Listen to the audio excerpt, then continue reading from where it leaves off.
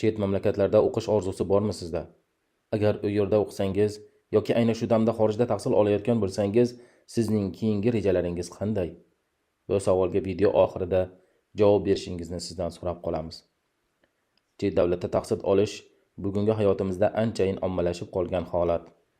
Ammo 100 yil avvalchi 1922-yil ulug' turkistonlik 70 talaba Olmoniya diyoriga o'qish uchun yo'l oldilar. Ularning birgina istagi bor edi: mustamlaka vatan uchun o'qimoq, uni ilm bilan bu qaro kunlardan qutqarmoq edi. Shu istak ularning maqsadiga va bir umrlik orzusiga aylandi. Bugun sizga tavsiya qilayotganimiz zamonaviy o'zbek adabiyotining yosh ijodkori Javlon Jovliyev qalamiga mansub Qo'rqma asari. Ana shu 70 talabaning achchiq qismatini yuksak badiiy mahorat bilan yoritib bergan asar kutilmagan muvaffaqiyatga erishdi. Chin ma'noda zamonaviy o'zbek adabiyoti mutolaa navislari o'rtasida shiddat bilan tarqaldi, zo'r qiziqish bilan o'qildi. Roman 2021-yilda Asahi Books nashriyoti tomonidan 3000 nusxada nashr qilindi va 21 kun ichida sotildi. Shu yilning o'zida asar Afg'onistonning Oltin qalam mukofotiga sazovor bo'ldi. Muallifning o'zi esa Tahsin mukofoti bilan hamda O'zbekiston Respublikasi prezidenti tomonidan Kelajak bunyodkori davlat mukofoti bilan taqdirlandi. Roman o'zgacha uslubda yozilgan. Unda vaqt, voqealar ketma-ketligi, ularning chegaralari istalgan paytda buzilishi mumkin. Bundan tashqari romandagi obrazlarga ism berilmagan. Bosh qahramonning amakilarini to'ng'ich, suvchi, domla, hisobchi, traktorchi va kinja, kursdoshlarini esa qoravoy, telefonchi, qistaka kabi nomlar bilan atashi ham e'tiborni tortadi. Bosh qahramonning o'zi bo'lsa, o'sha mashhur ulug' kursdosh ko'magi bilan 10 ta qo'yini puliga o'qishga kirgan tarixchi talaba, 6 oylik chaqaloq vaqtida ota-onasidan ayrilib bobo va momosi qo'lida qolgan qahramonimiz nihoyatda sodda va g'arib muhitda amakilarining kaltaklari ostida katta bo'ladi. Aroqxo'r otasining zulmidan xavfsirab, ulg'ayishga majbur bo'lgan Lola ismli qo'shni qizga ko'ngil qo'yadi. Tarixchi bobosining 70voylar haqidagi hikoyalarini eshitib ulg'aygani uchun ular haqidagi hamma narsa uni qiziqtirib qo'yadi. Arxiv titkilaydi. Butun vujudi bilan ular haqida ma'lumot yig'ishga kirishadi. Avval bobosi, keyin momosining o'limidan so'ng qahramonimiz Lolaning oldiga boradi, Berlinga boradi. U yerda bundan bir asr avval ta'lim olgan Abduvahhab Murodiy, Sattor Jabbor, Ahmad Shukriy, Maryam Sulton Murodova va Xayriniso xonim kabi talabalarning izlarini qidiradi. Ular bilan birga nafas oladi. Kunduz xayollarida, tunda tushlarida ular bilan uchrashadi. Bir gal Abduvahhab Murodiy bilan tushida talabalar har oy tashkillab turadigan majlisga boradi. U yerda Murodiy shunday nutq so'zlaydi: Mutabar o'lkamiz naqadar shavkatli tarixga ega ekanligini, bu xalq ne zotlarni bashariyatga bergani haqida ko'p va xo'p gapiramiz, maqtanamiz, bir-birimizga shu orqali yupanch berganmiz. Ammo bu Temurdan so'ng qayerga ko'mildi? Qayerga osildi va qayerlarda yo'qoldi? Ayting, saboqdoshlar, bu savollar meni tunlari uxlatmaydi. Nega biz bu holga keldik? Qanday chiqamiz? Chiqamizmi o'zi? Xo'p, qancha yil kerak? Necha asrlar qurbon bo'lishi kerak? Qancha yuz yillar kerak? Murodiy so'zlari bilan berilgan bu savollar saboqdosh talabalarni emas, balki bugungi yosh avlodni so'roqqa tutayotgandek go'yo. Qahramonimiz esa bu savollarga shunday javob beradi: Ko'zlarim Orol bobo aytganday ko'r ekan. Qonimda barcha illatlardan ulush suzmoqda. Buzilgan urug', men qo'rqoqman. Men jonimni o'ylab xoinlik qilaman vatanga, nafsimni deb muhabbatimga. Men ishlamay tishlayman, o'qimay institutga kiraman. Sevgiga munosib bo'lmay sevaman. Bolani qanday tarbiya qilishni bilmay xotin olaman. O'lishga arzimay o'laman.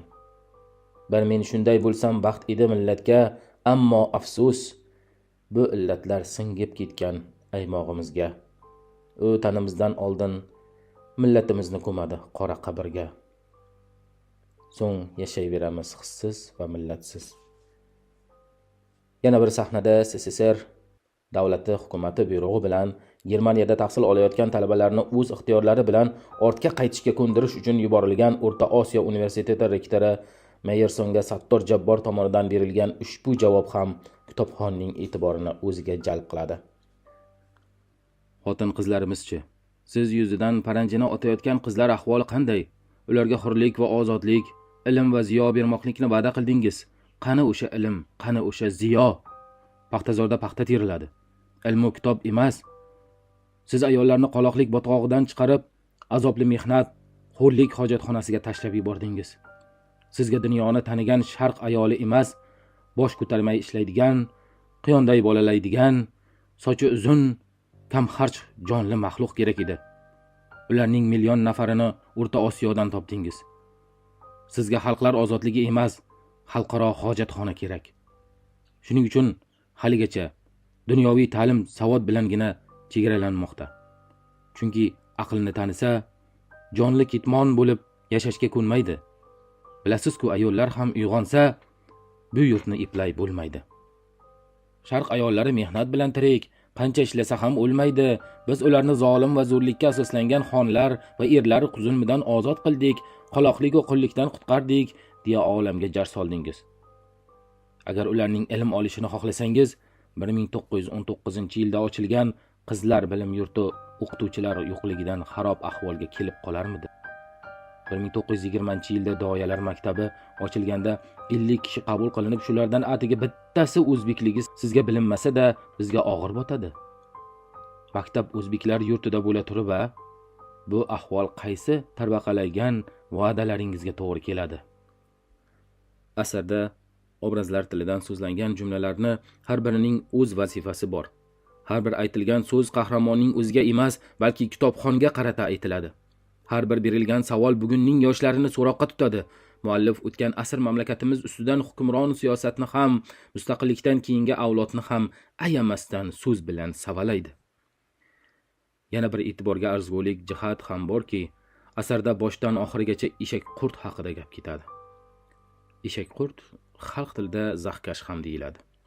Deyarli hamma iqlim sharoitida dunyo bo'ylab keng tarqalgan, tuproq hosil bo'lishida ishtirok etadi. O'simlik qoldiqlari bilan oziqlanadi. Xalqda murda yerga qo'yilib, tuproq tortilgach, eng birinchi shu hasharot oziqlanish uchun jasadning oldiga kelishi aytiladi. Muallif jamiyatiga g'ayri maqsadli, vijdonsiz, faqat o'z manfaati uchun yelib yuguradiganlarni aynan shu hasharotga qiyoslaydi. Birovning o'limini bayram qilishni tirikchilikka aylantirgan bunday kimsalar har qaysi jamiyatda uchrashi mumkin. Mutolaa davomida kitobxon ushbu faktga amin bo'ladi.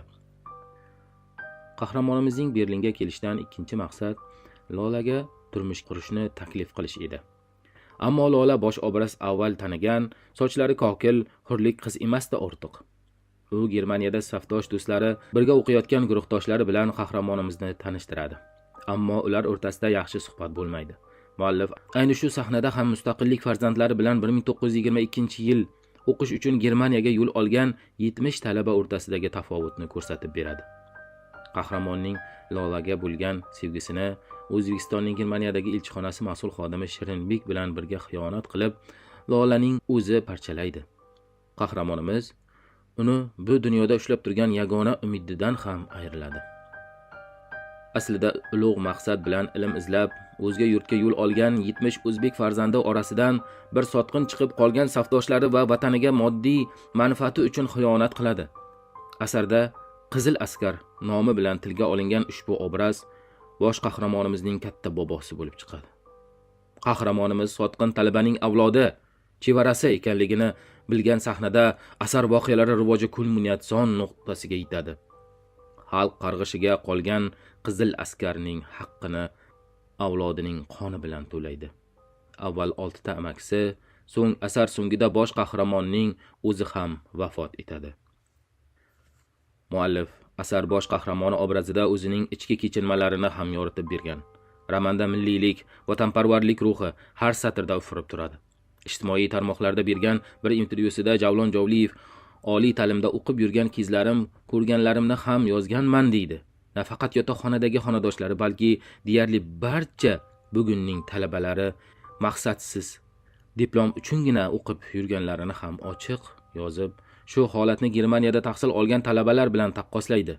Mana shu kontrast asar qiymatini oshirishga yordam bergan achchiq haqiqatni so'ylab, go'yo bugungi avlod yuziga oyna tutadi. Asarda o'sha davr yurtimiz tarixida o'chmas iz qoldirgan talabalar haqidagi badiiyatni o'z maromiga yetkazib berdi muallif. Millatning ertasi uchun o'limni bo'ynilariga olgan o'sha talabalarning xotirasi jonlandi. Balki tarix fanidan jadidlar haqida, ularning asl maqsadlari mazmunini, ular Germaniyaga o'qishga jo'natgan talabalar haqida bilarsiz, balki yo'q, lekin adabiyot ularni barcha kitobxonlarga tanitdi. Ular yetisha olmagan orzu, asar bilan tanishgan har bir inson qalbiga urug' misol qadaladi. Aziz kitobxon, aziz tomoshabin, asar qahramonlari bilan birga majlislarda qatnashishni xohlasangiz, ushbu kitobning, ushbu asarning o'zini o'qishingizni tavsiya etamiz. Videomiz yoqqan bo'lsa, like bosib, kanalimizga obuna bo'lishni, ushbu ilmni boshqalarga ham tavsiya qilishingizni so'rab qolamiz. Yana qanday kitoblar haqida videolar chiqarishimizni izohlarda yozib qoldiring.